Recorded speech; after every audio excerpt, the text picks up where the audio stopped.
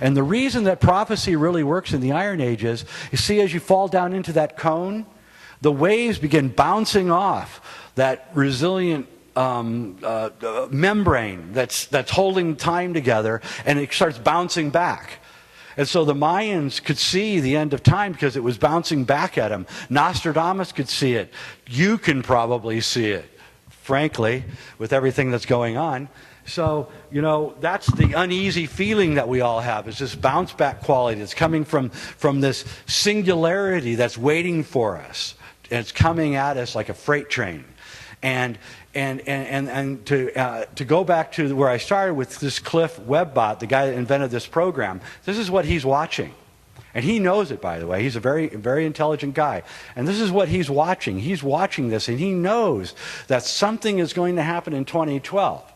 You know about the remote viewers, right? The military hired all these remote viewers, and they sent them to go look at what the world would be like after 2012. And they all came back, like 30 of them, and said, I can't get past 2012.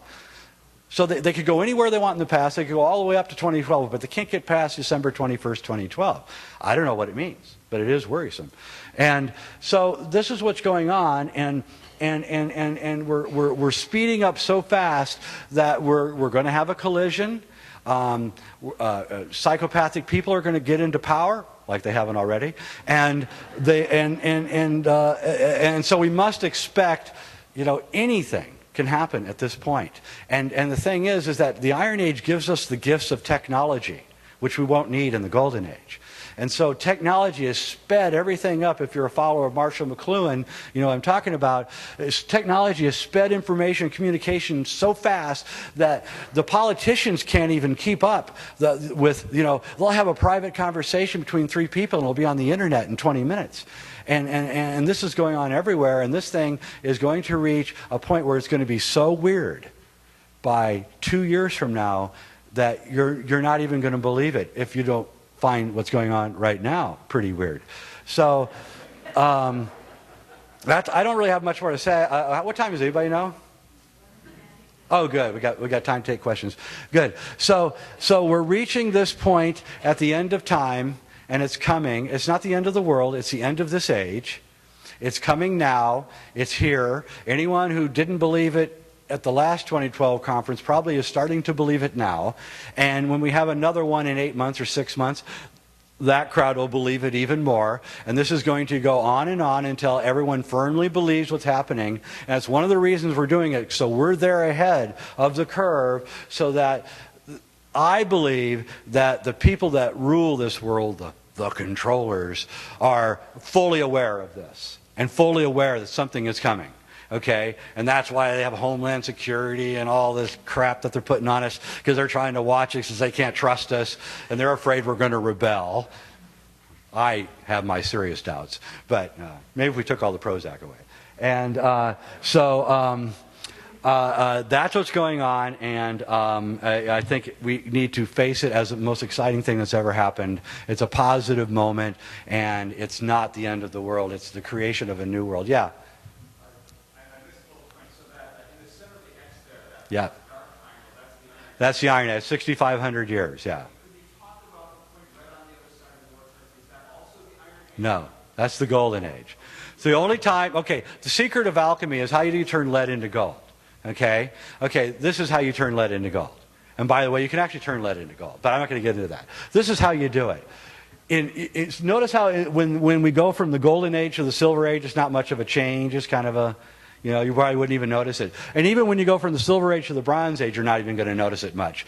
But when you go from the Iron Age to the Golden Age, it's like that. It's in a second. And it's a complete reversal of everything that was going on. In fact, it needs all the stuff that happened before in order for it to unfold.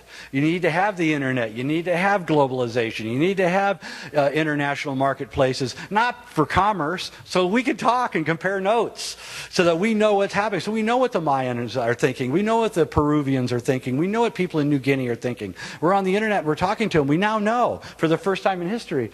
And so we're going to pop through that other side, and not everyone's going to make it. Okay? But we're going to pop through that other side, and we're going to be in a golden age. Now, we have an analogy in your own life, by the way, to this. This is one of my favorite parts. You're born at the very center coming down. Okay? Just like in a birth canal. And you're born, and the first 18 years of your life take from that null point at the center to the equator on the outside. You understand me? Half of your life is in your first 18 years. You understand? Because time is relative. The next 18 years, till you're 36, go from the equator to where you start falling into the lip. The next 18 years, until you're 54, are from the Bronze Age till you hit the black triangle. And from 54 to 72 is that part. And believe me, I just got to be 55, and time is going so fast, I can't even believe it. I'm like afraid to wake up. And I mean, I'm serious. And you know how you were when you were 18? I mean, it took forever to get asked out on a date or for work to end or school. And that's how it is. And so your own life, you can see that time is relative even within the structures of your own life. And so the earth is kind of... one of my favorite books is Childhood Zen by Arthur C. Clarke. And I think that's really what's going on. We're reaching a point where we're losing our childhood. We're going to become mature. And it's the baby boomers. One of the great things that Daniel Pinchbeck says is that in the 60s, we didn't really have very many mentors, the 60s generation, and he was right. But now we do. And it's us. And we are the people we've been waiting for. Where have I heard that? And so the younger generation finally has, the few loose nuts who survived to be able to advise them and tell them what to do, and that's what we're here for. So, a few more, yeah. Yeah, it's called Urban Half Past Human. Thanks. Yeah, Half Past Human. Get it? Hey, turn off your cell phone. Half past human, yeah. See? Because we're going to be half past human soon. Get it? Yeah, we're moving beyond human. That's what's going on here. Yeah. I didn't catch it. What was that? I wouldn't put a dime in the market.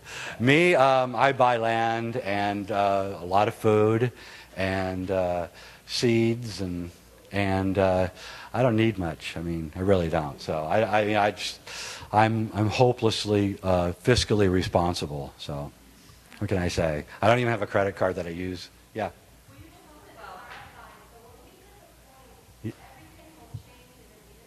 Yeah, lead into gold in an instant. And there's going to be a huge lead up to it, and it's going to be flabbergasting.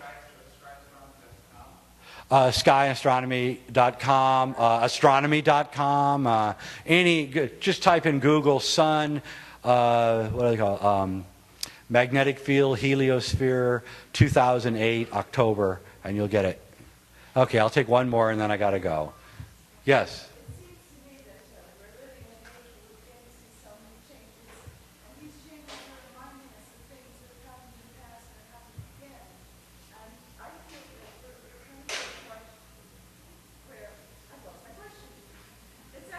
See, that's exactly what happens at the end of time.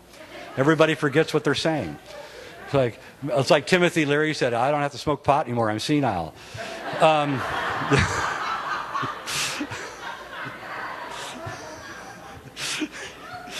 You get up in the morning and get the paper, and you forget to get it, and go out there and there's 3 papers waiting for you. So anyway, I got to go. But go ahead. We do. Reality, and we've done a really bad job.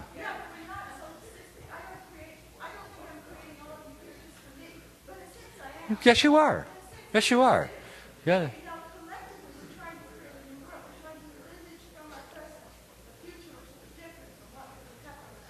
That's right.